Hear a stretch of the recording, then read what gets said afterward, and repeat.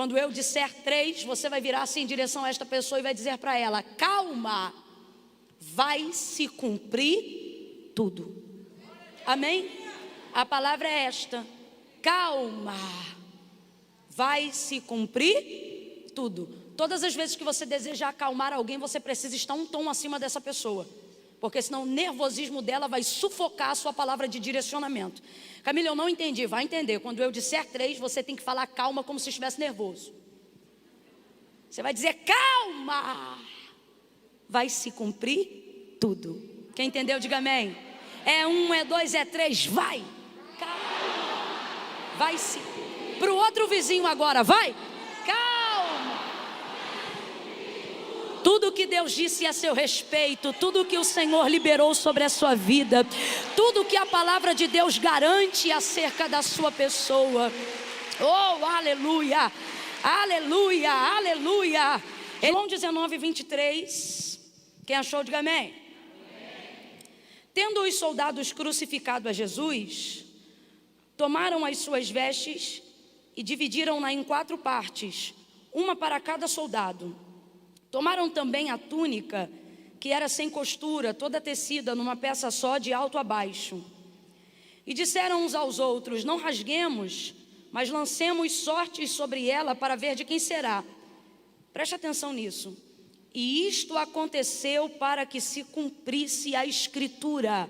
E isto aconteceu para que se cumprisse a Escritura, que dizia: dividiram entre si as minhas vestes, e sobre a minha túnica lançaram sortes. Foi o que fizeram os soldados.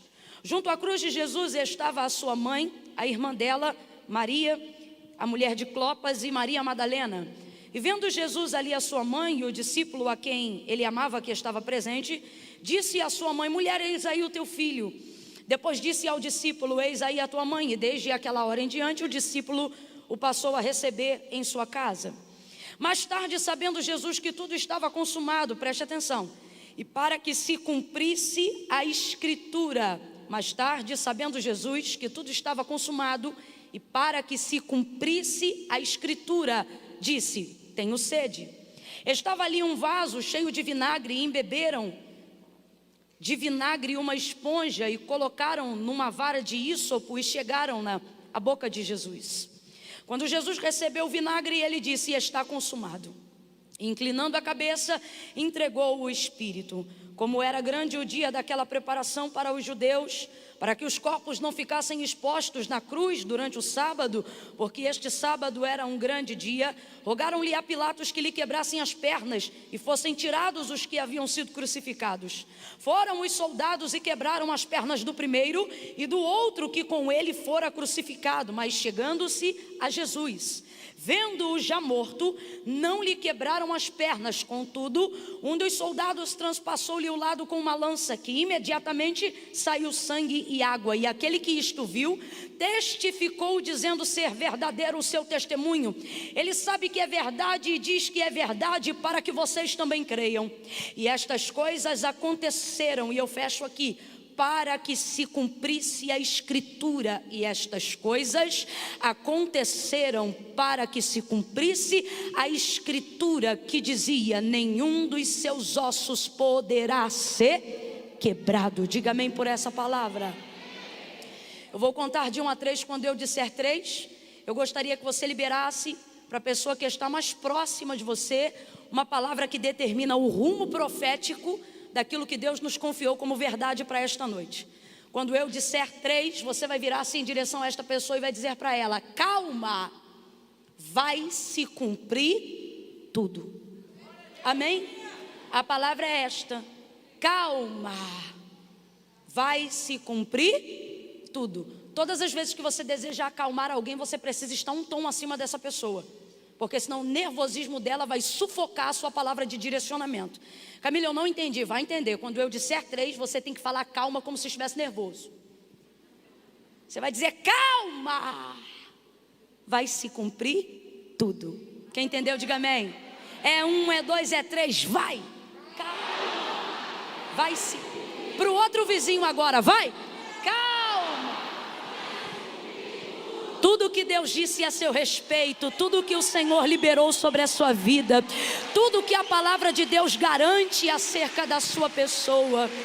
Oh, aleluia, aleluia, aleluia. Ele não é homem para que minta, nem filho do homem para que se arrependa. Falaria e não cumpriria? Ou faria e não seria capaz de realizar? Mas dele é o querer e dele é o efetuar. E como disse Maria, para ele coisa nenhuma lhe é difícil, porque todas as coisas, oh aleluia, todas as coisas lhe são possíveis. E por que são possíveis? Porque esse é o Deus que nós servimos, o Deus a qual disse o profeta, porque desde a antiguidade com o ouvido não se ouviu, e nem com o olho se viu, um Deus que trabalha, um Deus que trabalha, um Deus que trabalha. Você está aqui sentado e Ele está trabalhando. Um Deus que trabalha para aqueles que nele esperam. Aleluia. Ele está trabalhando para fazer cumprir tudo o que disse acerca de você. Oh, aleluia. Glória a Deus. Glória a Deus. Glória a Deus. Aleluia.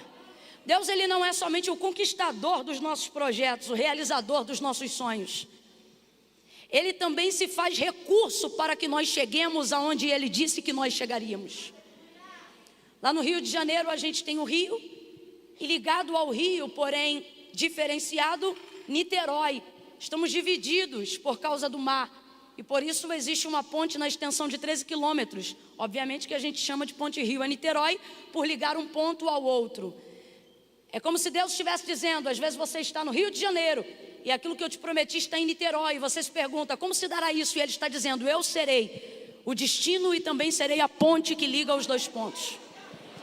A bem da verdade é que a primeira coisa que nós precisamos compreender é que Deus não depende para fazer cumprir aquilo que nos disse, da nossa ajuda para absolutamente nada. Absolutamente nada. Lembra-se de quando Ele chamou a Moisés? Vamos um pouco antes, lembra de quando Ele chamou Abraão? Quando Ele chamou a Abraão, Ele disse, Abraão, sai da tua terra, do meio da tua parentela, vai para a terra em que eu te mostrarei. Farei de ti uma grande nação, abençoarei os que te abençoarem, amaldiçoarei os que amaldiçoarem você, e em ti serão benditas todas as famílias da terra. Ele disse, eu vou te fazer pai de uma grande multidão. Eu vou te dar uma nação que se chamará pelo seu nome. E por causa da aliança que eu faço com a sua casa, Ele visita diretamente a Sara, e Ele diz que o filho da promessa, que é de quem vai vir o cumprimento de tudo aquilo que Deus falou a Abraão, virá do ventre de Sara. Mas o tempo passa, 25 anos, ela se torna uma senhora, os seus cabelinhos é branco. E no período intermediário, a realização do cumprimento dessa promessa, eles não acreditam que estejam envolvidos num cenário condizente com aquilo que Deus falou. Quanto mais discrepante for o cenário real que você tem hoje em relação à promessa que Deus te fez, mais verdade é que foi Deus que falou. Você leva isso para a sua vida. E ela já estava inserida dentro deste contexto. Porém, eles são pioneiros no exercício da fé. Hoje nós sabemos disso, mas eles ainda não sabiam. Então, pensando que deveria fazer alguma coisa a fim de cumprir aquilo que Deus já havia determinado sobre Abraão, ela coloca Agar, a sua serva, alcançada do Egito, sobre a cama de Abraão, e ela diz, deita com ele, e diz, Abraão, deita com ela. E o filho que o Senhor nos prometeu virá dela. Aí o Senhor se manifesta mais uma vez para Abraão. Logo em seguida esse episódio diz para ele, Abraão, anda na minha presença e ser perfeito. Deus sabe que o homem não pode ser perfeito na sua totalidade. A Bíblia diz que todo homem peca, e o que diz que não peca já mentiu, porque todo homem é pecador. Paulo fala sobre isso abertamente na carta aos Romanos capítulo 7, quando ele diz, o querer bem está em mim e eu projeto fazê-lo, mas quando vou executá-lo, encontro outra lei, a lei do pecado, que trabalha na minha carne e milita contra o querer bem que está em mim, de modo que o bem que quero fazer, não faço, mas o mal que eu não quero, faço, e faço sem programar, por causa da minha natureza adâmica, caída. É o que Paulo está dizendo. Então, quando o Senhor diz a Abraão, anda na minha presença e ser perfeito, Ele não está falando sobre um padrão de moralidade que não pode ser acessado pelo homem. Ele não está falando sobre um padrão de santidade cuja mente do homem, veloz como é, não possa pecar nem em pensamento. Não é isso que Deus está exigindo de Abraão. O termo correto aqui, se Deus fosse falar a grosso modo, o que Ele está dizendo é, Abraão, anda na minha presença e faz o que a gente combinou. E o que a gente combinou? A gente combinou de você fazer a sua parte e eu vou fazer a minha.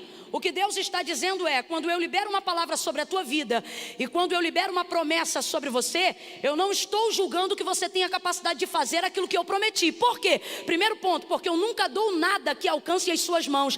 Uma das maiores comprovações de que a palavra é de Deus e a promessa é de Deus, é que Deus faz aquilo numa esfera inédita, sobrenatural e absurda, para poder mostrar que o lugar que você vai chegar só poderia alcançar com a mão dele, do jeito dele, da forma dele, pelos métodos dele, com o recurso dele.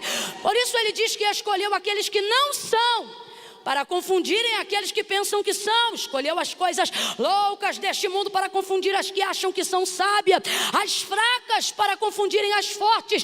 Tem gente que é capaz de fazer coisa que a gente ainda não é capaz de fazer, mesmo estando fora da presença de Deus. Você sabia disso? E de vez em quando dá um parafuso de incompetência com relação a gente. Quando a gente diz, manda do céu, eu tenho a mente de Cristo, eu sou filho de Deus, dizimista, ofertante. E o outro cabeçudo, nego velho, que não sabe de nada das coisas de Deus, consegue chegar em lugares que eu não chego, porque ele tem ferramentas e recursos e mente, e inteligência, e etc, e etc. E dá uma trava na gente e a gente diz, como pode?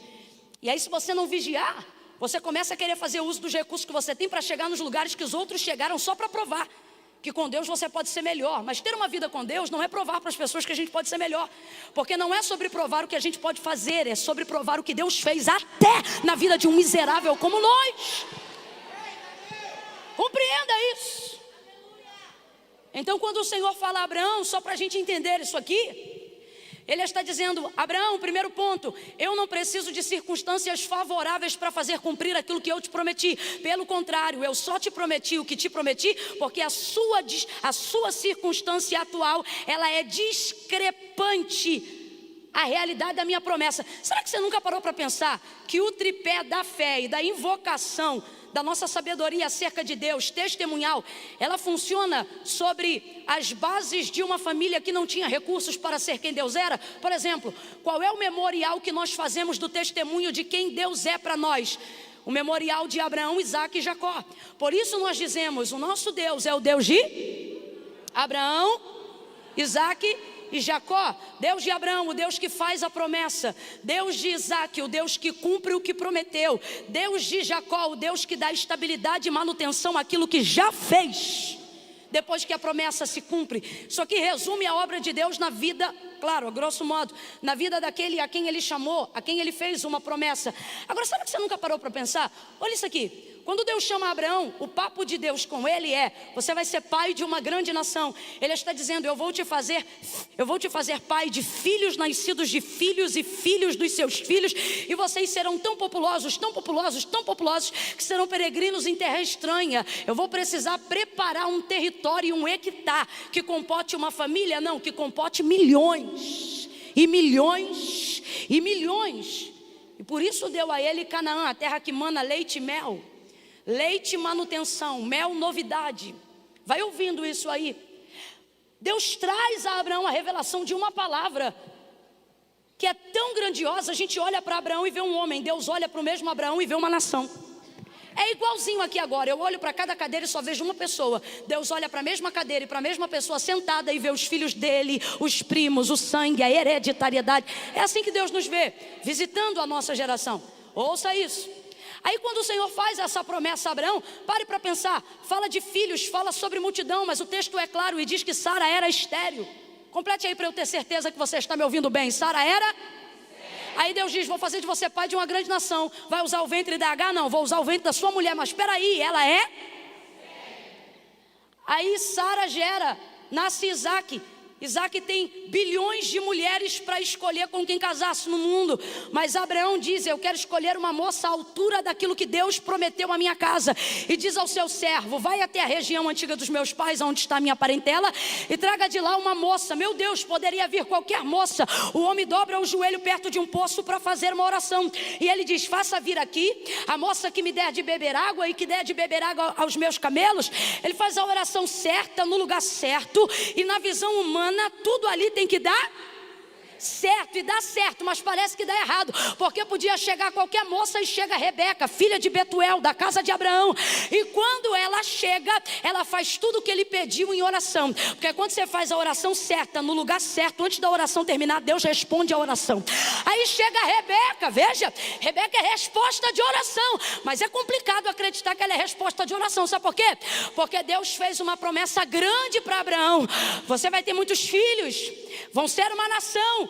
Aí o Isaac já tem 40 anos, ainda não casou com ninguém. Manda o mordomo Eliezer achar a moça, ele faz a oração, chega a Rebeca na beira do poço, dá de beber água a ele, dá de beber água aos camelos, pergunta se ele tem aonde passar a noite, e ele sabe, é essa a moça escolhida, com certeza. Leva ela embora da casa dos seus pais, concede ela em casamento para Isaac, mas o texto diz que Rebeca era... Ah, Deus... Tem certeza que é a minha casa que vai ser uma nação? Tem certeza que é a minha família que vai vir uma multidão? Tem certeza que é de mim que vai nascer a maior geração que já existiu sobre a face da terra? Tem certeza que é de mim que tu levantarás a casa de Judá, a remanescente de Davi, a resplandecente estrela da alva? Tem certeza? Isso é grandioso demais para tantos ventres estéreis. Aí você pensa, é milagre, porque o texto diz, no cumprimento da conceição de Sara para Isaac, diz assim: Abraão orava e o Senhor visitou a Sara e ela gerou.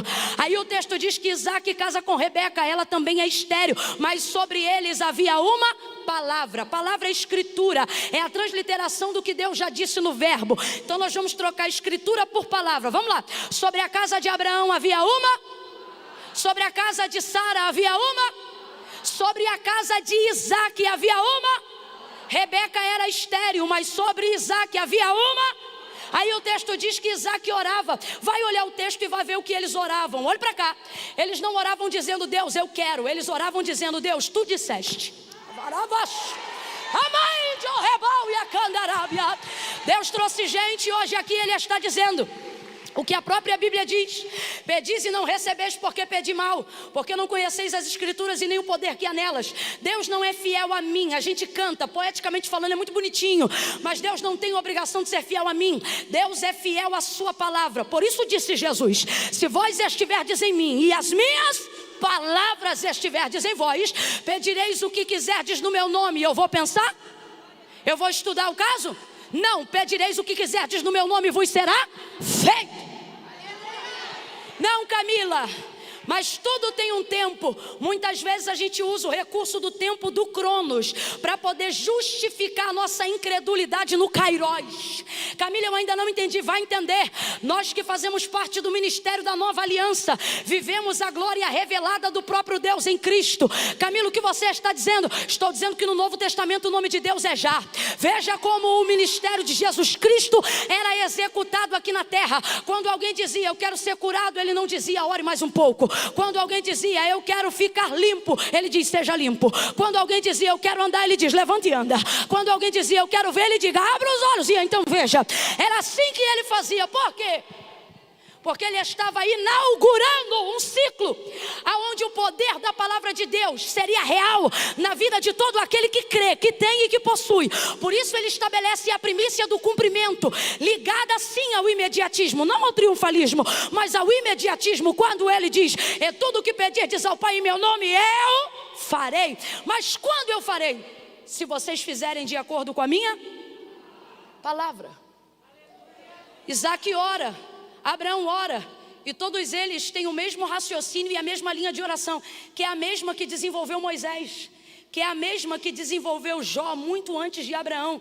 Eles não oravam dizendo eu quero, eles não oravam dizendo faz assim, eles não oravam dizendo é meu sonho, eles não oravam dizendo eu preciso, eles oravam, pode olhar o texto, eles olhavam e diziam assim, porque tu disseste que faria. O que é isso? Isso é orar sobre a palavra que Deus liberou sobre mim. O que foi que Deus disse a seu respeito? E agora eu não estou falando só de ter alguém marchando na sua direção, colocando a mão sobre o seu ombro para te dizer, assim diz o Senhor. Não, mas eu estou falando sobre tudo que já foi tão patenteado a ponto de ser escrito, sobre tudo que já foi selado para ser cumprido. o que Deus disse a seu respeito. Sabe por que você está sem perspectiva de vida? Porque tu não sabes o que Deus disse a seu respeito. Sabe por que tu se sente sem propósito de vida? Porque tu não traz à lembrança o que Deus disse a seu respeito. Desculpa, mas eu vou falar rasgado, irmãos. Essa fé motivacional, ela é boa para animar, mas ela não é eficaz. Ela só dura 2 horas. Ela só dura o culto. Ela só dura enquanto o pregador prega. Ela só dura enquanto a gente canta. E por que isto acontece? Porque as nossas expectativas estão em cima do que o outro fala, em cima do louvor, em cima da reunião entre os santos. E isso não é o suficiente para me dar estabilidade de exercício de fé, para ver a palavra se cumprir depois que o culto acaba. Por isso o Senhor tem nos reunido hoje aqui para um extra. Alavai de Orrebal e a séria. E Ele está dizendo para nós nessa noite: você precisa aprender a orar a minha palavra, cantar a minha palavra e, acima de tudo, trazer à sua memória aquilo que eu disse a seu respeito, aquilo que a palavra de Deus garante a seu respeito. E aí, Camila, e aí que a bênção do Senhor, o sucesso de Deus sobre a sua vida se tornará inevitável. Qual foi a palavra que eu usei agora? O que é inevitável? Inevitável é aquilo que não pode ser evitado. Alguém que tem de Deus a palavra não corre atrás do milagre, é o milagre que corre atrás dele. Alguém que tem de Deus a palavra não corre atrás da porta, é a porta que corre atrás dele. Alguém que ora a palavra, vive a palavra, acredita na palavra e se respalda pela palavra, ele não precisa se esforçar sacrificialmente para viver o cumprimento de algo, porque ele acredita que quem fez a promessa é fiel para cumprir. E ele se lembra daquilo que foi dito. Ele se lembra daquilo que foi dito. Mas o que está acontecendo? Está acontecendo que nós temos vivido dias onde a nossa fé tem a durabilidade de um culto, onde a nossa expectativa só funciona enquanto está sendo movida por algo, por um dia ou por alguém. Isso não é o ruim, mas eu preciso ser honesta, não é o suficiente. Mano do céu, eu podia pregar tanto hoje aqui, se eu tivesse tanto poder para tal, a ponto de criar asas e voar nessa igreja. Poderia ser espetacular, semelhante a um show pirotécnico espiritual. A gente ficaria impactado, mas isso não seria de relevância para a transformação da sua vida. Por quê? Porque a asa ia voltar, a luz ia apagar, para casa você ia voltar. Por isso o Senhor diz: ei, as palavras, as minhas palavras são fiéis e verdadeiras, porque céus e terras passarão, mas as minhas palavras nunca hão de passar. Eu estou me sentindo movida pela palavra, por isso eu acredito que coisas extraordinárias vão conhecer a partir de hoje, vão acontecer a partir de hoje. Me faça uma gentileza, coloque os 2 pés sobre o chão, você que pode, os 2. Bata firme o suficiente para sentir se é sólido debaixo dos seus pés. Firme o suficiente. O povo aqui é tudo pentecostal. Falei para bater, já está assim. Dê uma pisada firme aí, veja se é sólido. Maravilha. Dê uma olhada sobre o seu teto. Ele me parece, daqui de onde estou olhando, extremamente consistente, retilíneo e muito bem colocado. Se cair uma chuva lá fora, sinto que não seremos atingidos. Se ventar lá fora, sinto que não vai soprar aqui dentro, porque estamos debaixo dessa cobertura. Você sente isso também? Olhe para cima. Está firme? Parece bom para você? Me parece muito seguro, sim ou não? Sem preguicinha, sim ou não? Então bate de novo, vê, está sólido? Aqui embaixo está sólido e em cima está consistente. Deus está dizendo para alguém hoje aqui: e se eu te disser que aquilo que eu liberei a seu respeito é mais consistente do que o chão que sustenta seu corpo, é mais firme do que a cobertura que paira sobre a sua cabeça, mas não damos à palavra o crédito que damos ao chão que está debaixo dos nossos pés? E também não damos ao mesmo crédito à palavra sobre nós, como damos a cobertura do nosso teto? Por isso o Senhor, Ele é claro em dizer que a fé vem pelo ouvir e não pelo ver. Nós não andamos por vista, andamos por fé. E qual é a sensação? Não, como é que chama quando a gente fala olfato? Sentido. O sentido da fé não é ver, o sentido da fé é ouvir, porque a fé vem pelo ouvir e o ouvir da palavra de Deus. Você pode orar muito, pode ser de vigília, do manto, do propósito, do jejum de Daniel, da barba crescida, do cabelo rapado, da cinza, do pano de saco. Mano, você pode ser do ré, do prado, você pode ser do que for. Pode ser do espiritual, do fluvial, do lençol freático espiritual. Você pode ser do que for. Nada substitui a necessidade de saber o que Deus disse a seu respeito e ter isso como paradigma de fé para que todas as coisas aconteçam na sua vida. Olha o que o Senhor disse quando estabeleceu a lei, que é a palavra para o seu povo depois da libertação do Egito. Se vocês ouvirem, se vocês atenderem, se vocês obedecerem os mandamentos que eu, o Senhor vosso Deus, vos ordeno hoje, Ele diz: eu farei. Não são vocês que farão, Ele diz: eu farei. Por quê? Porque Deus corresponde à sua palavra. Eu farei com que essas bênçãos desçam de Hebrom. E quais eram as bênçãos que Deus havia preditado sobre aquele lugar? Bendito será o teu ventre, bendito será o fruto da tua amassadeira, bendito serão os teus filhos. Eu vou falar numa linguagem do século 21 para todo mundo entender e glorificar. Ele está dizendo: bendita será a tua conta corrente, bendita será a tua poupança, bendito será o teu PIS, o teu PASEP, o teu INSS, a tua empresa, os teus negócios. Bendita será a tua vida física, bendita será a tua saúde emocional, bendita serão os teus filhos, os filhos deles com eles, e os filhos dos seus filhos, dos filhos deles com eles. O Senhor está dizendo: eu não vou me envolver só com você, eu vou me envolver e vou abençoar a tua casa, a tua família, a tua hereditariedade, até 1000 gerações. Se você se lembrar daquilo que eu liberei sobre você, ainda que um neto seu não se lembre, ainda que um filho seu não se lembre, se você caminhar de acordo com a minha palavra, o seu neto pode esquecer, seu filho pode até esquecer, mas para honrar a aliança que você fez com a minha palavra, eu vou lembrar seu neto, eu vou lembrar seu filho, eu vou lembrar sua família. Camila, e o Senhor faz isso? Faz. Ele fez isso com Salomão por amor de Davi, ele livrou a Ló por amor de Abraão. Quando você faz uma aliança com a palavra de Deus, os filhos podem até não se lembrar, mas se você orou por eles antes de nascer, se liberou sobre eles palavra antes mesmo deles se desviarem, o Senhor está dizendo: porque sou fiel à minha palavra, serei fiel a você e também alcançarei os seus filhos. Aí olha o que ele diz. Alivia o compressor para mim só um pouquinho, por favor. Aí ele diz: eu farei. Porque tem coisas na nossa vida que só Deus faz. Ele diz: eu farei com que essas bênçãos corram. Gente, está na Bíblia, tá? Eu farei com que essas bênçãos corram atrás de vocês. Eu farei com que essas bênçãos vos persigam. Olha para quem está do teu lado e diga: você está sendo seguido. Não, vou corrigir, né? O texto não diz seguido, ele diz perseguirão, né? E o que é perseguirão? É seguir sistematicamente, é seguir de perto. É levantar junto, acordar junto, ir embora junto, sentar junto. Quem já entendeu o que Deus está dizendo? Ele está dizendo: eu farei com que essas bênçãos persigam. Sabe o que ele está dizendo? Até quem acha que não quer ser abençoado, que é aquela pessoa que diz: Deus não merece tanto, quando vê, a bênção já vai estar lá, porque ela vai perseguir aqueles que creem, perseguir acima de tudo aqueles que sabem qual é a palavra que Deus disse a meu respeito. Diga comigo agora, eu vou entrar na segunda fase e por fim terminamos na terceira. Diga agora comigo, diga: a fé não vê, ela ouve. Tá fraco, diga: a fé. Diga: a fé não vê, ela ouve. Diga só mais uma coisa. Diga: a fé.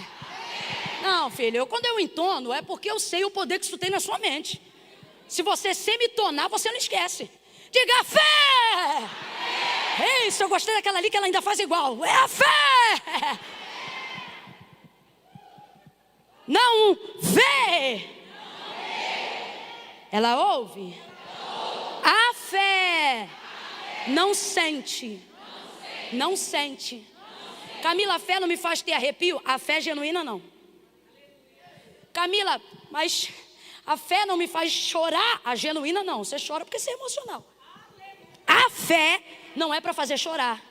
A fé não é para fazer arrepiar.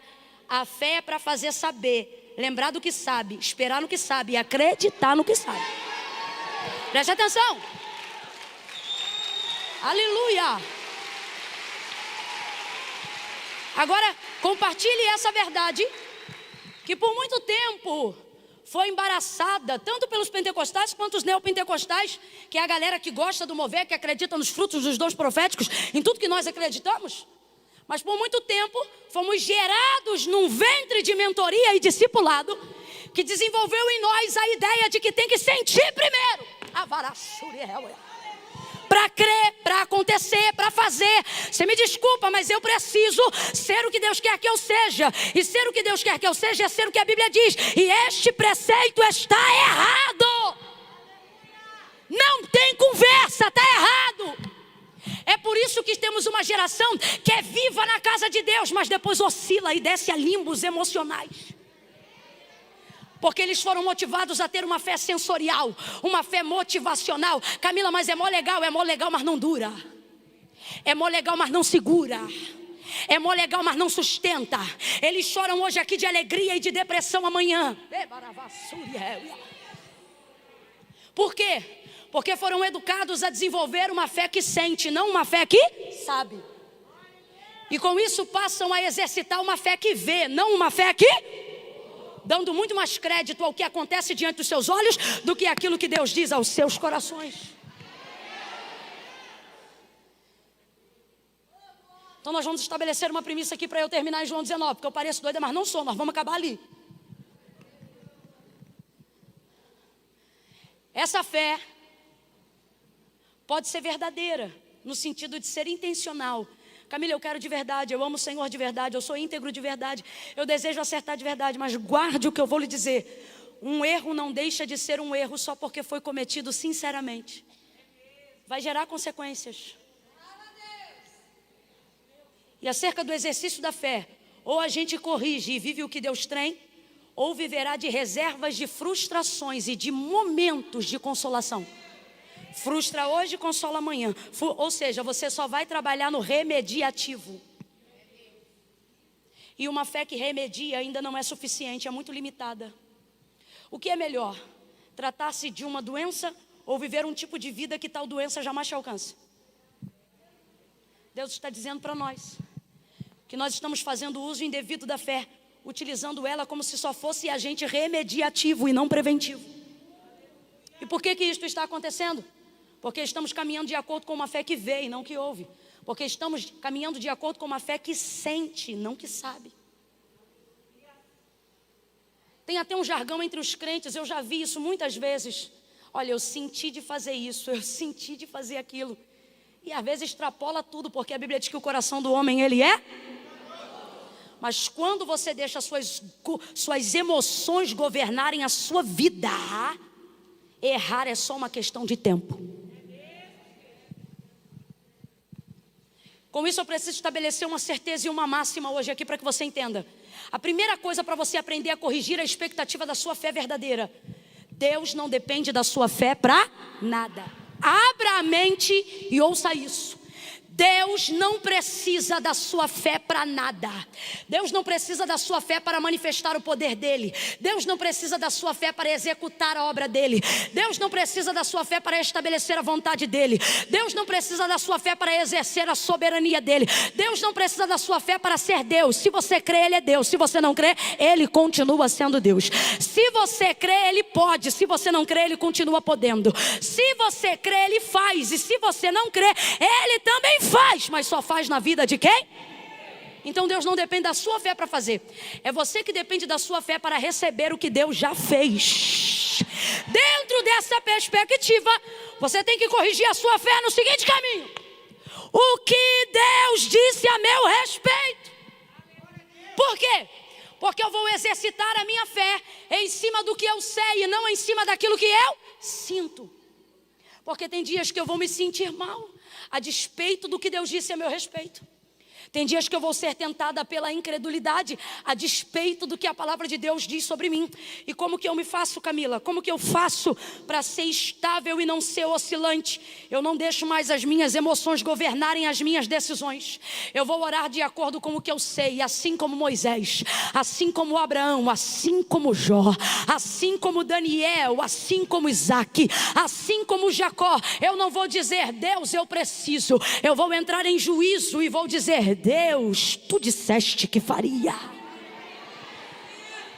Vou lembrar aquilo que Deus disse que faria. Vou trazer à memória aquilo que me dá esperança. Isso me dará a expectativa de uma fé correta. E por que a fé tem vivido um investimento errado? Nós estamos direcionando ela de maneira errada, porque estamos vivendo no centro das nossas emoções e não debaixo do governo da palavra de Deus. Você tem que botar na sua cabeça: Deus não depende da minha fé. Não depende. Para fazer nada. Sou eu que dependo da minha fé para ser alvo daquilo que Deus derrama sobre a vida de quem crê. Isso aqui é muito real, gente. Gênesis capítulo 1. Até quem não conhece a Bíblia já viu isso em algum lugar, alguma vez na vida.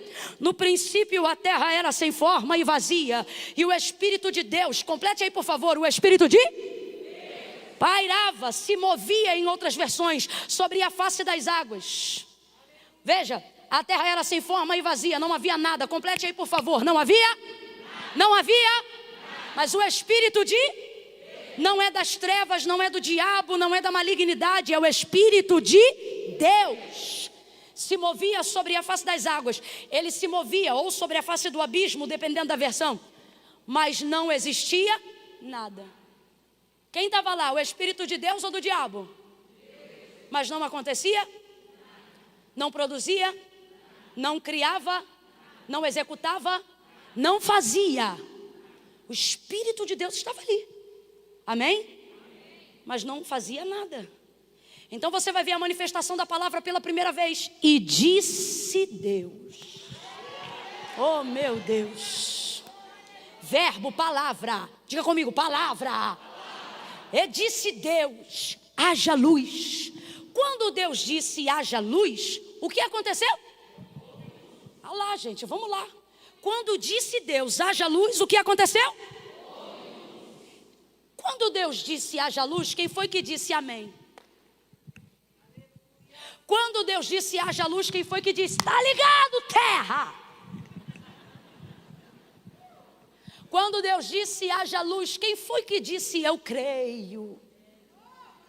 Vamos ser aqui, o Senhor ele trabalha na nossa mente de acordo com a nossa racionalidade. Então agora eu não vou contar com a sua espiritualidade não, porque eu estou pregando até o incrédulo. Vou contar com a sua inteligência. Eu não falo o que eu quero ouvir nem o que você sente. Fala o que você sabe. Gênesis capítulo 1. E disse Deus, haja luz e houve luz. Há exercício de fé para que haja criação em Gênesis 1? Não, porque o autor da carta aos Hebreus já deixou rasgado para a gente. Ele disse, porque céus e terra, tudo que existe e tudo que há, não foi feito por prova aparente do que se vê, mas foram criados pelo poder da sua palavra. Então preste atenção. Deus precisou de fé para criar tudo que existe e que há? E por que a gente usa a nossa fé achando que é Deus que precisa dela? A gente usa a nossa fé como mola propulsora para Deus ter poder de fazer o que a gente quer que Ele faça. E é por isso que Ele não faz. Não é porque Ele não pode, é porque a gente acha que Ele precisa da nossa fé para ser capaz de fazer. Vai ouvindo aí. É aí que está a fé equivocada. Por quê? Porque primeiro eu quero crer para depois saber a palavra. Então por mais que eu creia, não vou ter fé o suficiente, porque estou crendo em cima de algo que eu não sei, que eu não conheço. E por quê? Normalmente porque eu estou esperando sentir primeiro para saber qual é a direção depois. E disse Deus, haja luz, e houve luz. Primeiro manifestou-se a palavra, para que depois pudesse haver exercício de fé. Então vou perguntar de novo. Deus usou fé para existir tudo o que existe e o que há? Então isso mostra que Ele não precisa de fé para trabalhar. Não precisa de fé para executar. Se Ele quiser, preste atenção para depois não desenvolver heresia. Se Ele quiser, Ele faz. Sim ou não? Ele é Deus. Agora, que Deus fez tudo o que fez pelo poder da sua palavra, está tanto feito que nós estamos aqui. Deus não precisou da minha fé para fazer nada. Mas quando eu abro a minha Bíblia em Gênesis 1, eu preciso da minha fé para crer que Deus fez ou faz. Então Deus não está querendo desenvolver em mim fé para Ele ter poder de fazer. Porque Deus não depende da minha fé para fazer. Sou eu que dependo de fé para me tornar alvo daquilo que Deus já fez. E isso está provado na Bíblia. Gênesis capítulo de número 1, verso 31. Ele disse: eu tenho vos dado todas as coisas. E depois João 19, já está tudo consumado. Camila, então o que você está querendo dizer? Estou querendo dizer que nós temos sobre nós o maior poder do mundo, mas não estamos usando. Eu estou de joelho, sabe por quê? Porque eu me coloco na condição de alguém que suplica que o Espírito Santo de Deus abra o nosso entendimento para que nós venhamos compreender o nível de poder. Feche os seus olhos por alguns instantes. Senhor, a tua palavra diz, Oséias falou: o meu povo foi destruído porque lhes faltou conhecimento. Mas nesta noite nós estamos aqui num culto extra. Nós estamos nos estendendo esta noite um pouco mais, buscando um pouco mais. Não porque queremos ser vaidosos acerca daquilo que o Senhor nos confiou, mas porque queremos expandir a extensão. Queremos ver a amplitude do teu reino aplicada na terra e na nossa vida. Mas como fazer isso com incredulidade? Como fazer isso com uma fé limitada? Como fazer isso com uma fé equivocada? Então, Pai, a tua palavra diz: o meu povo foi destruído porque lhes faltou o conhecimento. Mas esse povo que está diante de ti nesta noite, eles não estão rejeitando o conhecimento, eles caminharam uma milha a mais só por causa do conhecimento. Nós temos aqui, Senhor, gente cansada, com dor na coluna, esporão no pé, outros que vieram do trabalho, gente que amanhã 4 horas da manhã vai precisar se levantar, mas eles não querem ser destruídos pela ignorância, eles querem ser edificados pelo conhecimento. Então nos ajuda a crescer na graça e no conhecimento, e corrige a fé. Em nome de Jesus, em nome de Jesus, eu estou sentindo graça de Deus para liberar isso agora. Coloque as suas mãos para cima em sinal de quem pede, em sinal de quem suplica, e diga comigo: em nome de Jesus, Espírito de sabedoria, abre a minha mente. Em nome de Jesus. Será que você nunca se perguntou? Nós estamos aqui numa maioria gigantesca de homens e mulheres que já amam e servem ao Senhor, de gente que conhece a sua palavra, apesar de não meditar nela de dia e de noite. Mas estamos aqui numa maioria de gente que tem Deus e tem palavra. E se tem Deus e tem palavra, por que não está se cumprindo? Não é porque Deus não pode fazer, digo mais, não é porque Deus já não tenha feito, mas é porque nós não estamos nos posicionando na condição de receber tudo aquilo que Deus tem para dar e para fazer. E quando eu falo sobre fazer na hora, eu estou falando que a vontade de Deus para a vida daquele que recebe uma palavra não é protelar, mas Ele quer fazer acontecer. Você precisa se perguntar isso agora. Se eu tenho o Deus que faz e tenho a palavra que me habilita a receber, por que eu não recebo? Por que não acontece? Por que a gente fala de prosperidade e ainda não está prosperando? Não vou nem falar de riqueza, porque a Bíblia é clara: riqueza não é para todos, mas prosperidade é para todo aquele que crê. Por que fala de cura e não estamos sendo curados? Porque na verdade a nossa fé já está acomodada em dizer: não era da vontade de Deus, não era do tempo de Deus, querendo na verdade botar na conta de Deus o que é débito da nossa. Débito. Queremos diminuir a grandeza das promessas, não porque Deus não pode fazer, mas porque nós não temos fé o suficiente para receber. Então a gente quer dizer que não é bem desse jeito, não é bem dessa forma. Vai ver, não foi isso que Deus quis dizer. Por isso nós estamos utilizando hoje o que a Bíblia diz e não o que eu penso e nem o que você pensa. Porque o que está escrito e o que está feito, está feito. Gênesis 1, está provado que Deus não precisou de fé para criar o que havia criado, mas está provado que nós precisamos de fé para crer que foi Deus que criou. O texto diz ali que Deus criou tudo. Ele fez tudo. Completa aí, igreja, por favor. Ele fez? Ele fez? E não só fez, mas concedeu a nós o uso, o direito de usufruir. Ele disse: tudo tenho feito e tudo tenho vos dado. Tudo tenho feito e tudo tenho vos dado. Estou sentindo graça de Deus enquanto libero essas palavras. Tudo tenho feito e tudo tenho vos dado. Tudo tenho feito e tudo tenho vos dado. Olhe para alguém que está se sentindo um pouco para baixo hoje e diga para esta pessoa: Deus já fez tudo e te deu tudo. Olha para alguém e diz: você tem tudo o que precisa. Você tem tudo o que precisa. Você tem tudo o que precisa. Você tem tudo o que precisa. Tenho feito e tenho vos dado tudo. Complete então aí mais uma vez, por favor. Tenho vos dado tudo. Então, para vocês que se dizem crentes, assim como eu, que também o sou, você crê que foi Deus que fez os céus e a terra? Sol, lua, estrelas, firmamento, oceano, mares, animais, relva, sementes, espécies, frutos, árvores. Olha para mim, numa boa. Você crê mesmo? Quem crê nisto que eu estou dizendo, diga eu creio. Você não é da cultura darwinista, tem certeza? De que o homem veio da evolução do primata? Tem alguém aqui que não, Camila, para mim é isso aí. Quem crê que foi Deus que fez e criou tudo, diga eu creio. Diga assim comigo, eu creio que Deus criou tudo. Diga assim, eu creio que Deus fez tudo. Agora eu que vou te perguntar. Então por que tu achas que é muito para Deus fazer curar o câncer?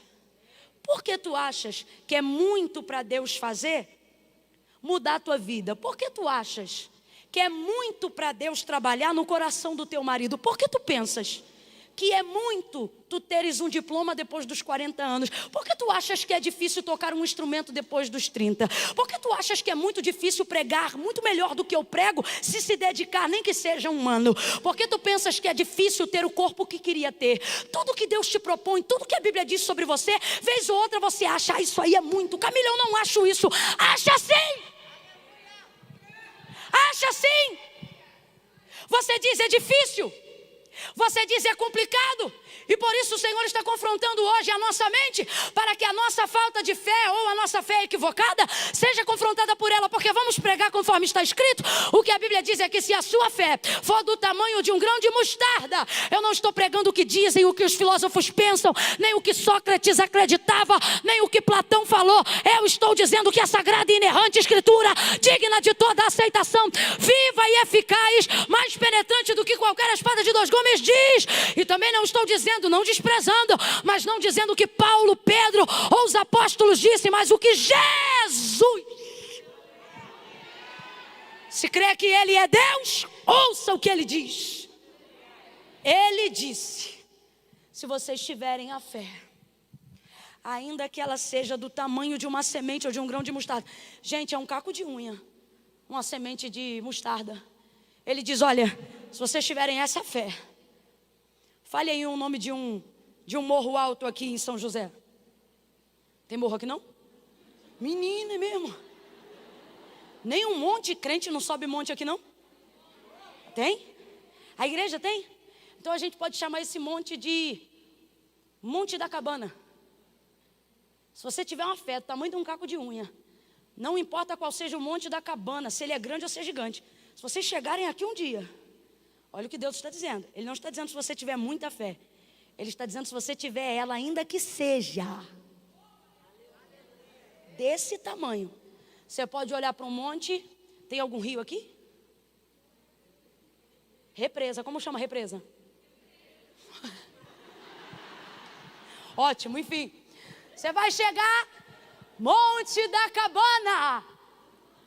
Sai daí e mergulha na represa. Se tiver nisto o propósito, você só precisará ter a fé do tamanho de um grão de mostarda. Olha para mim, entenda isso aqui. Deus está dizendo, para conseguir fazer isso tudo, você tem que ter muito pouco.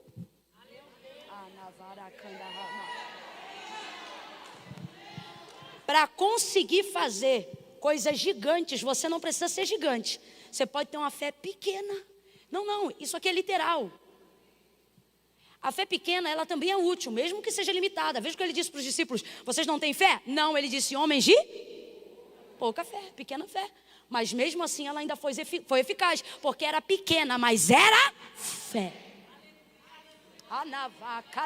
Você desculpa, mas aprove Deus trazer os maduros para confrontar. Eu não sei se teve gente que entrou hoje aqui e falou, vou tomar um leitinho, um milkshake, e Deus falou, pega esse pão de 4 dias. E manda ele para dentro. E quando entalar, bebe água e empurra. Por quê? Porque ele pode não ser confortável no teu paladar, mas vai te dar a nutrição que você precisa, a força que você precisa, o avanço que você precisa. Então qual é a realidade do texto? A realidade é que não estamos tendo fé nenhuma. Porque se tivéssemos uma mesmo que pequena, seria limitada, mas ainda assim seria fé. Então o que precisamos fazer hoje? Passar a crer mais. E qual é a única forma de crer mais? Sabendo o que a palavra diz sobre mim. Sabendo que... Não leva mal não, não leva mal não, não leva mal não. Eu vou falar rasgado. A gente é bonzão de aprender os hinos na hora. Tem gente que ouve uma vez e já está pronto. A gente é show de bola de compreender a harmonia, o endereço do caminho da igreja também. Se deixar, o carro vem sozinho. A gente consegue os horários do culto sem precisar ter na tabela, na geladeira. A gente é bom de memorizar os ambientes que nos trazem conforto, as oportunidades que nos trazem leveza. Mas a gente acha que 5 minutos para ler um texto é demais. E a gente acaba profetizando, pregando, falando e orando em cima do que os outros disseram e não do que a gente leu, não do que a gente aprendeu. E é aí que a ignorância começa a entrar e começa a perverter a nossa fé. Mas o Senhor hoje nos trouxe aqui, e a mim também, porque estou sendo visitada pelo Senhor. E por isso orei com vocês ainda antes de concluir a mensagem. Porque Ele está dizendo: se você tiver palavra, você terá uma fé tão grande que não é você que vai deixar a depressão, é a depressão que vai deixar você. Camila, eu não entendi, vai entender. Se você tiver palavra de Deus na vida, debruçar sobre a palavra, saber o que Deus quer sobre você, seja ela pregada, conferindo no texto, ou seja lendo à beira da sua cama, quando acorda, na devocional ou antes de dormir, se tu aplicares o teu coração em conhecer o teu Deus, em conhecer a palavra de Deus, tu dedicarás o teu coração a saber quem esse Deus é e se relacionará com Ele em oração. E se você tiver na vida a palavra em oração, não tem morro da cabana, não tem represa. Deus abre e fecha as comportas dos céus a hora que você pede. Porque eu não sou o que dizem que eu sou, também não sou o que penso que eu sou quem Deus sabe que eu sou. Então se eu quero revelar a minha identidade ao mundo, e se eu quero descobrir qual é o propósito de Deus para o mundo, não adianta 1 milhão de cursos motivacionais, eles vão ajudar, eles vão auxiliar, se a base da minha vida for a palavra de Deus. João 19, eu encerro. 3 coisas. Eu disse quantas coisas? 3. Quantas? 3. Primeira coisa. Jesus está em João 19 no pior momento de sua vida. O pior momento de sua vida. Pior. Ele está na hora que foi chegada. A hora das trevas. Hora da dor. Hora da agonia. Açoite, sangue, surra, coroa, canada, cruz, cravo. Meu Deus. Tudo o que Isaías disse sobre ele se cumpriu, inclusive a parte que diz moído. Se podemos resumir a obra do Calvário, é isso. Ele foi Não, o que é ser moído? É sofrer na totalidade. Jesus sofreu de dentro para fora e de fora para dentro. Sofreu na alma, sofreu nas emoções, sofreu no espírito e também sofreu no corpo, na carne. Sofreu abandono e rejeição. Não estou falando só de Judas e de mais alguns discípulos que não seguiram até o Calvário. O texto diz que o seu pai também lhe desampara naquele dia. Não havia refrigério de alma e nem consolação. Você conhece o texto? Elohim, Elohim, labak sabatani. Deus meu, por quê me desamparaste? Tudo isso para que eu e você fôssemos alcançados hoje com esse poder que eu estou pregando hoje aqui. E no pior momento de sua vida, a palavra precisou se cumprir. Porque para que toda a palavra se cumpra, ela tem que se cumprir também nos momentos difíceis. E agora eu me dirijo a pessoas que não estão vivendo os momentos mais fáceis da vida. A pessoas que estão vivendo momentos desafiadores e confrontadores, como esta noite que nós estamos vivendo aqui. Mas olha o que o texto diz. E essa é a primeira coisa que você precisa guardar para poder começar a viver uma transformação de vida pelo poder da palavra. O texto diz que agora ele vai passar um nível muito grande de vergonha, porque o Cordeiro Imaculado, o Filho unigênito do Pai, o Santo de Israel, será despido das suas vestes. Vão pegar uma parte e vão rasgar. A outra parte, que é a túnica, vão lançar sortes. João está lá presenciando e vendo pessoalmente o que está acontecendo. E aí ele diz assim: fizeram isto os soldados. O quê? Rasgaram as vestes e lançaram sortes sobre a túnica. O texto diz que quem fez isso foram os soldados. Vem comigo nessa equação para a gente fechar junto. Quem fez isso foram os? Só que João também diz no mesmo versículo, que é o versículo de número 24. Fizeram isto os soldados, mas diz o porquê fizeram. Fizeram isto para que a escritura se cumprisse. Oh, alguém já começou a entender. Deus está dizendo para mim e para você, através da sua palavra, tendo João como testemunha no dia da crucificação. Ele está dizendo, ele foi envergonhado, ele foi desnudado, os algozes rasgaram as suas vestes, lançaram sortes sobre a sua túnica. Fala para mim, é desagradável ou não é? É desconfortável ou não é? É constrangedor ou não é? É absurdo ou não é? Você já está vivendo no pior momento da sua vida e ainda ter que compartilhar esse momento com as piores pessoas. Só que João, ele diz, quem fizeram isso foram os soldados. De novo, gente, quem fizeram isso foram os? Mas olha o que ele diz, fizeram isso para cumprir a... Vamos trocar a escritura por palavra para todo mundo entender. Eles fizeram isso para cumprir a... Fizeram isso para cumprir a... Primeira coisa que você tem que entender nessa fase difícil que você está atravessando.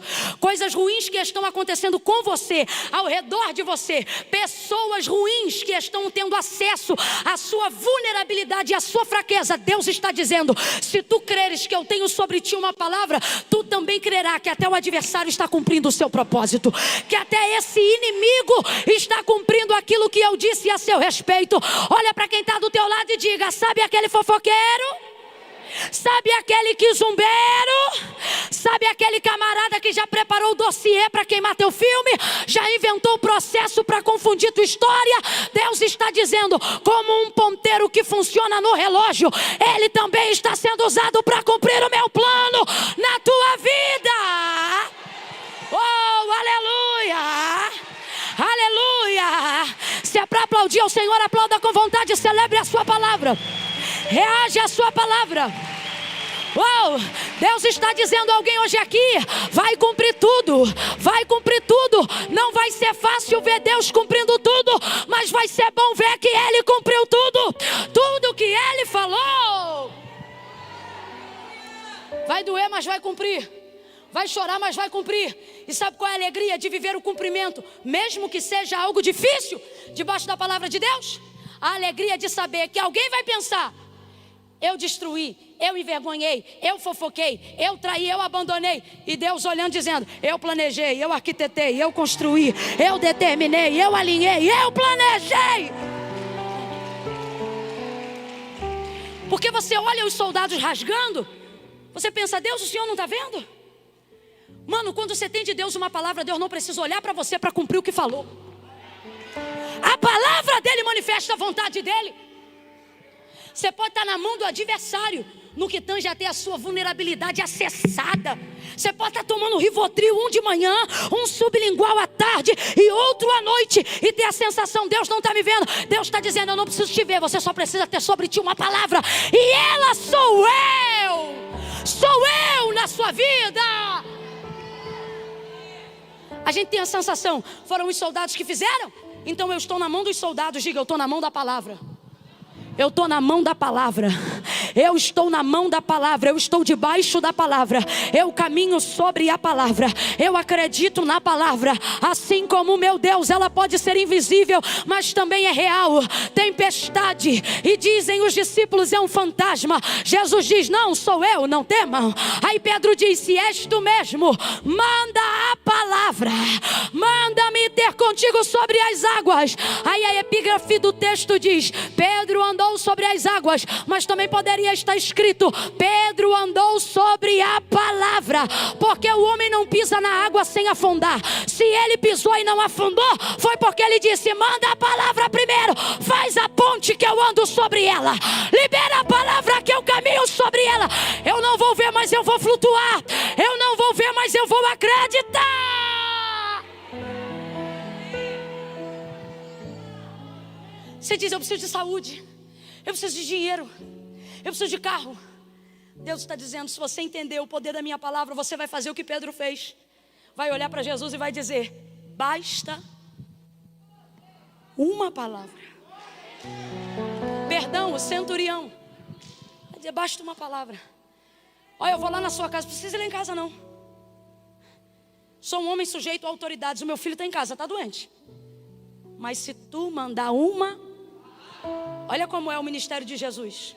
Olha como é o poder da palavra. O homem chega em casa, procura o menino. Cadê? Levantou e já comeu. Está de pé. Que horas era isso?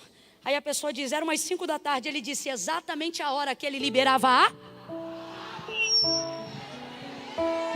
Você só precisa de palavra.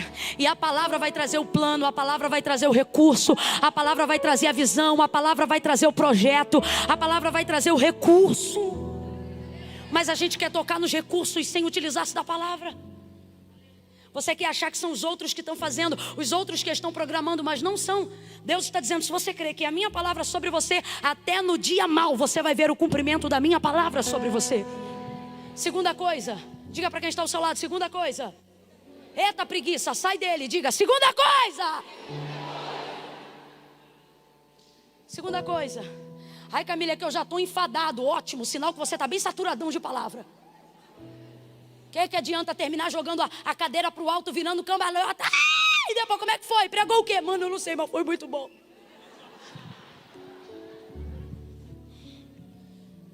Segunda coisa. O texto diz assim: que vendo que já estava consumado, ou seja, chegando a hora final de entregar o seu espírito, diz o texto onde nós lemos, o versículo de número 28. Segunda coisa, 28, no verso 28.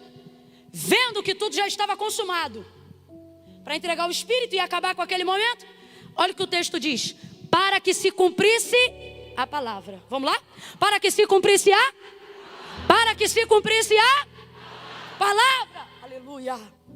Oh, aleluia. Deus falou comigo aqui agora: eu vou ensinar esse povo a amar a minha palavra.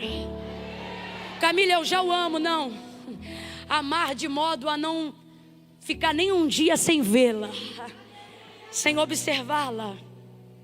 Para que se cumprisse aquele momento, para que se cumprisse, perdão, a palavra, ele disse: tenho sede. Presta atenção, vamos pregar do jeito que está escrito. Para que se cumprisse a escritura, ele disse: tenho sede. Então, peraí, Camila, havia a possibilidade de fato dele estar com sede? Havia, mas o texto não está dizendo que ele pediu de beber água porque tinha necessidade. Pediu de beber água para fazer cumprir a... que ele sabia que já tinha sido dita sobre ele, dizendo que ele beberia vinagre. Segunda coisa, ele sabe que ele pediria água, mas beberia vinagre? Sim ou não? Sim, porque era o que estava escrito na profecia de Isaías. Então veja, podia ter sede, que é uma necessidade, mas não pediu porque tinha necessidade. Segunda coisa, em sua onisciência, porque conhece a palavra que é sobre si, sabia que pediu água, mas ia beber, e mesmo assim pediu. Não pediu porque precisava. Pediu sabendo que ia pedir uma coisa e ia receber outra, mas mesmo assim pediu. Por que pediu? Para a palavra se... Segunda fase. Está na hora de você entrar nela. Às vezes Deus vai usar a gente para fazer cumprir o que a gente sabe. Mas existe uma hora que Deus quer que a gente faça cumprir o que só a gente sabe. Ele quer que a gente se lembre. Camila, eu ainda não entendi. Vai entender. Às vezes você pede perdão a alguém, não porque tem necessidade de perdoar, você nem está sentindo nada. Às vezes foi a pessoa que errou com você, mas você vai lá e pede perdão. Presta atenção, tinha necessidade de quem não fez nada pedir perdão, mas para se cumprir a vontade de Deus, a palavra, a gente vai lá e às vezes até sabe que o outro ainda vai olhar e vai dizer: está desculpado. Dá vontade de dizer: demente. Mas para se cumprir a palavra, a gente desce, a gente se submete, a gente pede perdão sem ter feito nada. Por quê? Porque a gente não quer ficar atado, a gente quer que se cumpra a palavra, a gente quer que a palavra nos libere para o novo. A gente quer encerrar o ciclo, começar um novo processo. Quem está entendendo, diga amém. Essa é a parte mais difícil.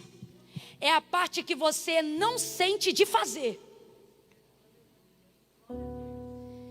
Crente que só faz o que sente, fica parado nessa fase. Eu não senti de ir lá ainda. Está sem falar com o pai 10 anos, eu não senti de ligar para ele, nem vai sentir. Se suas decisões são pautadas nas suas emoções, um abismo te espera. Agora, se a despeito do que sente, você sabe o que Deus quer, você faz até sem sentir. E vai passar de fase, vai mudar de ciclo. Não foi porque precisava e sabia que ia beber vinagre, mas para fazer cumprir o que havia dito sobre ele, disse: tenho sede. Saberia que beberia vinagre da mão dos seus inimigos, mas mesmo assim ele disse: tenho sede. Saberia que não teria sucesso em ser saciado com água pedindo naquele momento, mas mesmo assim ele disse: tenho sede. Será que essa fé nunca vai nos amadurecer a ponto de entender que a palavra de Deus também se cumpre no dia mau? Adorar ao Deus que é soberano para fazer o que eu quero é ótimo. Difícil é adorar ao Deus soberano que pode fazer o que quer, até sem me comunicar. Terceira e última fase. Olha para quem está ao seu lado e diga: terceira! Terceira e última fase. Eita, fala para quem está ao teu lado. Já completou o curso, hein? Aleluia. Deus vai levantar jovens aqui. Na mesma unção que levantou Davi, a Navaí, Jorel e a Sérgia, quando ele disse: tu me fizestes por causa da tua palavra mais sábio do que os anciões do meu reino. Porque a gente tem que parar de caminhar no que dizem e tem que começar a caminhar no que a Bíblia, menos o que eu penso e mais o que a palavra de Deus diz. Terceira e última fase, para mim, a mais apoteótica de todas. Chama o baterista aí para mim, por favor. Cadê ele? Nós vamos fazer um som apoteótico nessa noite. Oh, glória a Jesus. Aleluia. Cadê o baixista para vir com aquele bem fortão? Tá aí o baixista? É você. O povo aqui, os músicos, tudo crente, né? Glória a Deus, cheios do Espírito Santo. Tem lugar que a gente vai, não é não. Quando você fala assim: cadê o baterista? Aí tem que tirar de lá da cantina, vir correndo no meio da igreja. Porque ele acha que só pode participar na hora do louvor. Mas aqui tudo crente. Aquele ali então mais crente de todos. Está sentado, coitado, já está com cãibra, mas está ali: Jesus, tem misericórdia. Oh, aleluia. Faça um som bem pesadão aí. Mas é pesado. Isso. Não, mas eu não quero prato não. Agora é bumbo e tambor. Sabe por quê? É um som assim de penumbra, de morte. Faça um som assim que manifeste a trilha sonora da vida de algumas pessoas que estão habitando em trevas emocionais, espirituais, não porque não conhecem a Deus, sabem quem Ele é, mas não observam segundo a sua palavra. Então estão acreditando em todos os sofismas do diabo, estão sendo guiados por revelações, por visagem, por gente que diz assim, diz o Senhor, e às vezes é esquizofrênico, não é nem falso profeta, ele acha que é Deus que está falando mesmo. E a mensagem que o inferno tem tentado produzir é a mesma hora, e eu imagino que seria essa trilha sonora da crucificação de Jesus quando chega a hora das trevas. E diz assim: acabou, é morto o rei dos judeus, vai ser sepultado o Salvador do mundo. Ele tinha a palavra, ele era a palavra. Em verdade vos digo, ele pregou a palavra. Mas olha aí o que dá viver a palavra. Olha aí o que dá, está morto, está crucificado. Só que tudo isso era para cumprir a palavra. Tem gente aqui que só está perdendo, só viveu o luto e só está rompendo mesmo em dificuldade, porque deseja ser fiel à palavra. Guarde o que eu estou lhe dizendo: se tu fores fiel à palavra em vida, até depois da morte a palavra reagirá por você. Jesus está em vida e ele diz para que se cumpra. Jesus está em vida e as vestes são rasgadas para que se cumpra. Mas agora ele morre, e morto não pode reagir, morto não pode se defender. Morto fala, morto se protege, morto se defende, morto argumenta. Para mim, a terceira e última fase é a mais apoteótica de todas. Porque aqui a palavra não se revela usando pessoas. Aqui a palavra não se revela manifestando coisas. Aqui ela se manifesta sozinha. Segura aí agora que a trilha sonora vai mudar. Por quê? Porque agora ela vai fazer algo sozinha. Ó, a primeira vez usou os soldados é quando usa o adversário para fazer eu cumprir o que Deus quer. Segunda vez é quando usa a mim mesmo, consciente do que eu sei que Deus quer de mim, para fazer o que tem que ser feito, independente do que eu sinta. Deus usa pessoas, mas Deus também me... Terceira e última fase. Ah, meu Deus. Aí aqui, irmão. Aí aqui, ó. Camila, a terceira fase está onde? Se você quiser em casa, você olha. A terceira fase está aqui, ó. Verso 35 e 36. João está dizendo: eu sou João, que fiquei lá e vi o que aconteceu até o final, para que vocês acreditem que o que eu estou falando não foi apenas o que eu ouvi, mas foi também o que eu vi. Ele diz: olha, preste muita atenção. Eu vou entregar isso aqui para vocês crerem que esse testemunho, que essas palavras são verdadeiras. Tinham 3 crucificados, um à direita, outro à esquerda, e Jesus pegaram um pedaço de madeira. E porque os judeus não queriam que os corpos ficassem lá, porque o sábado já chegava e a santificação começa às 6 horas da noite do dia anterior, veio o pau na mão. É porque tem um nome que a Bíblia usa, mas na nossa cultura é feio. Com aquele pau na mão, e pá, arrebenta as pernas do primeiro, de forma muito aleatória. Porque quando a palavra de Deus está em movimento, coisas esquisitas e aleatórias, ao que seria uma ordem natural, começam a acontecer, para mostrarem que ela está no ambiente.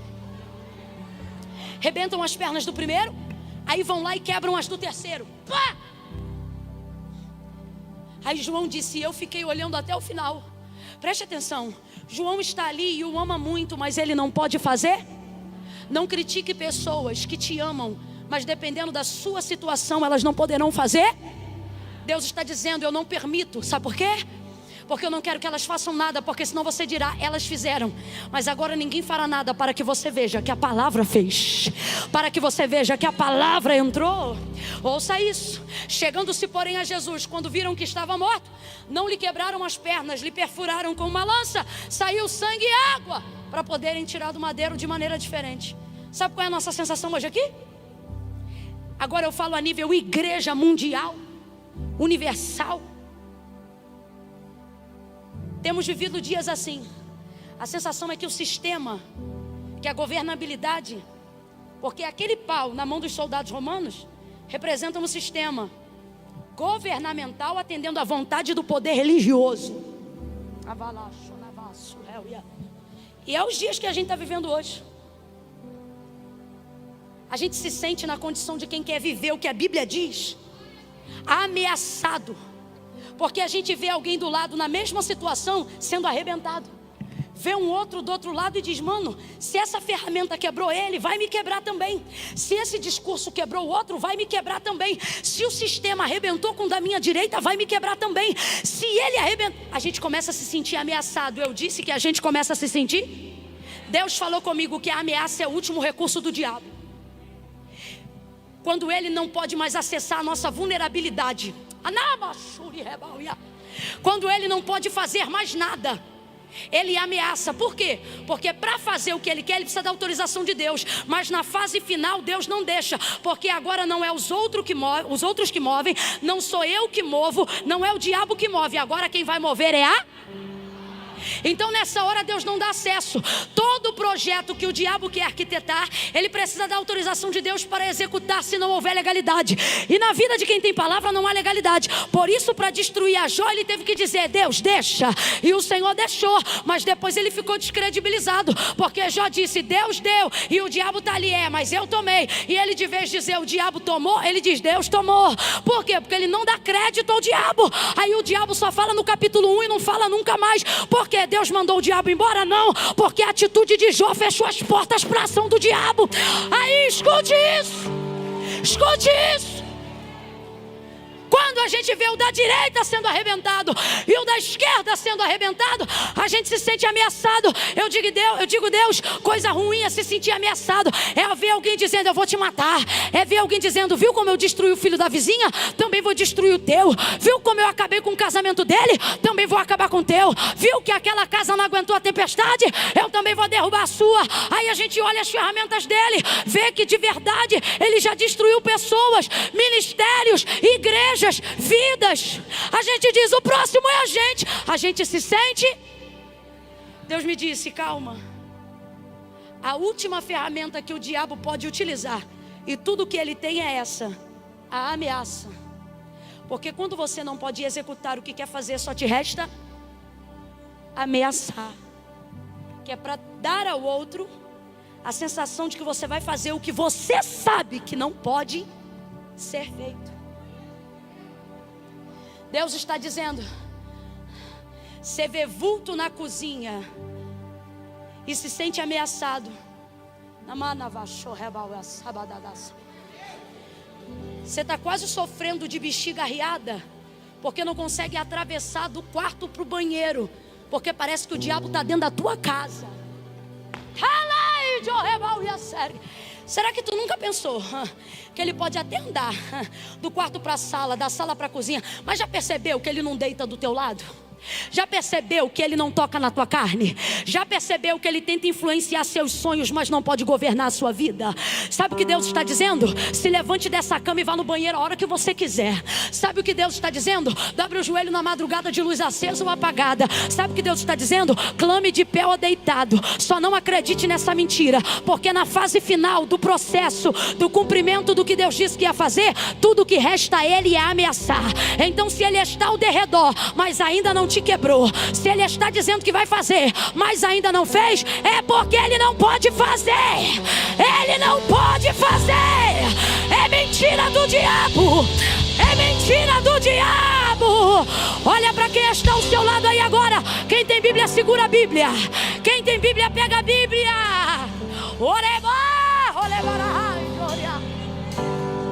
Levanta essa espada aí. Camila, minha Bíblia está no celular. Levanta o celular no aplicativo da Bíblia, uai. Camila, eu não tenho Bíblia, não tem problema. Aqui tem o suficiente para a gente cobrir você com a palavra que a gente tem. Levante aí. Faça esse movimento que parece louco, mas é profético. Alguém diz é loucura, mas eu digo é poder de Deus. Levanta aí. Faz assim sobre a sua cabeça.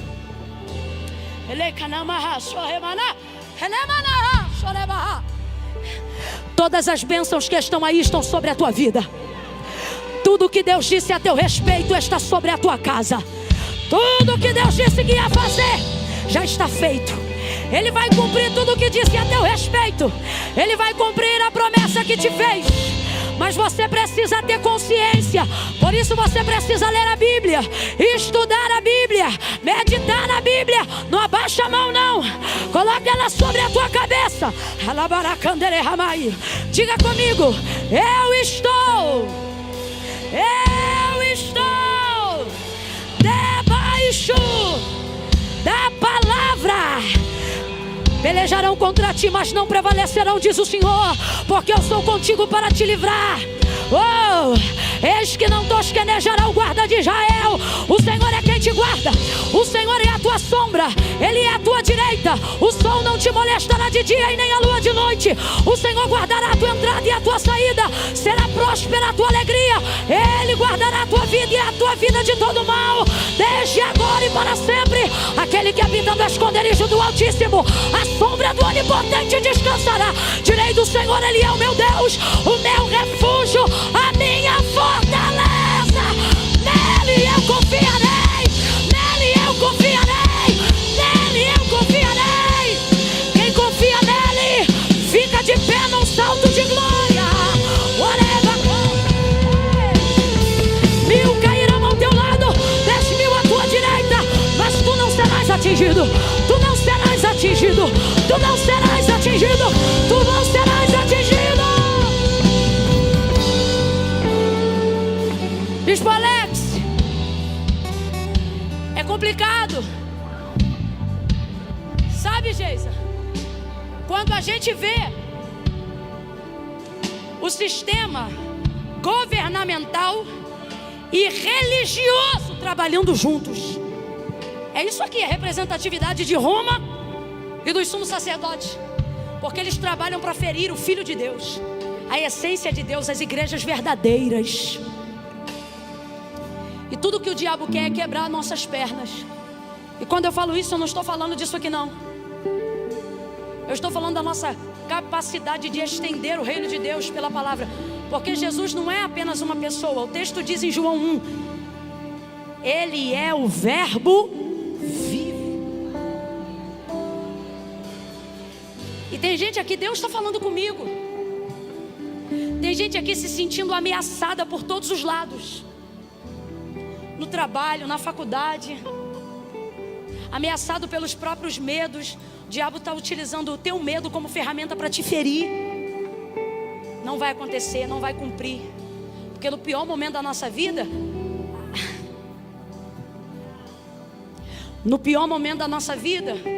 a gente se pergunta se Deus existe mesmo, ou se Ele não foi uma crença que a gente decidiu ser levado por alguém. Camila, eu nunca pensei isso, glória a Deus por você. Mas tem muita gente pensando, porque o pior momento da sua vida te faz pensar nas piores coisas. No pior momento da sua vida, você se pergunta se ainda tem gente de Deus mesmo, ou se só ficou você, como disse Elias. No pior momento da sua vida, o diabo quer te fazer desacreditar da instituição igreja. No pior momento da sua vida, sua fé é atacada, para você duvidar de tudo. Sabe por quê? Porque é mais fácil crer podendo falar, é mais fácil crer podendo reagir. Só que Jesus está morto. Complete aí para a gente encerrar junto. Jesus estava morto. E morto não fala, morto não reage, morto não se defende, morto não argumenta, morto não faz nada. E qual é a aplicabilidade desse texto para a nossa vida? A gente sabe que a pior morte não é descer à sepultura, mas é estar vivo e sentir como se estivesse. E tem gente aqui que está nessa circunstância. Está vivo, mas não pode falar. Está dentro de um cenário onde não pode reagir. Se você falar, a confusão aumenta. Se você se defender, alguém diz que é mentira.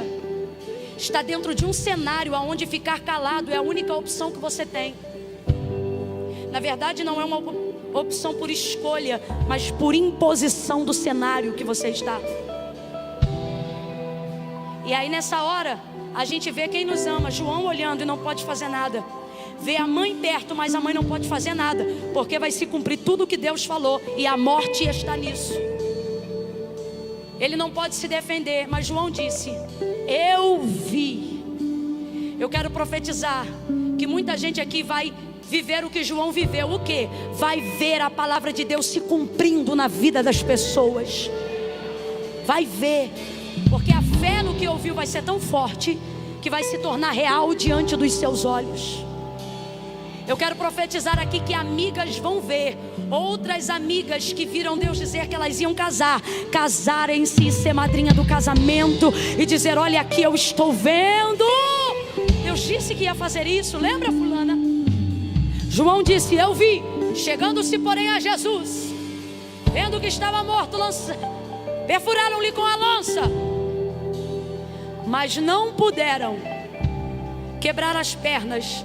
João diz, não é que, para a gente entender, não é que eles não tinham na mão um instrumento para quebrar, não é que eles não tinham autorização institucional para quebrar. Eles tinham, eles queriam e eles podiam, segundo a lei deles. Mas João disse, não podiam tanto assim, porque sobre ele havia uma palavra que dizia: nenhum dos seus ossos poderá ser quebrado. Sabe o que Deus está mandando você profetizar na vida de alguém? Que mesmo que você esteja vivendo o pior momento da sua vida, Deus está dizendo: há limites, há limites. Eu não vou deixar acontecer e nem terminar como muitos estão pensando que vão terminar. Há limites. Camila, Camille, qual é a minha garantia? A garantia é o que Deus disse a meu respeito. E Deus não disse que terminaria com morte. Deus não disse que terminaria arrebentado. Deus não me disse que eu terminaria quebrado.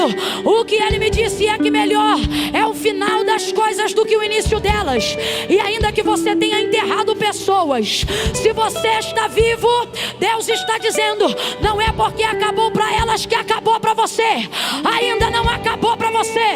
Você está vivo e viva porque eu ainda tenho um propósito. Um propósito. E a minha palavra vai manifestar.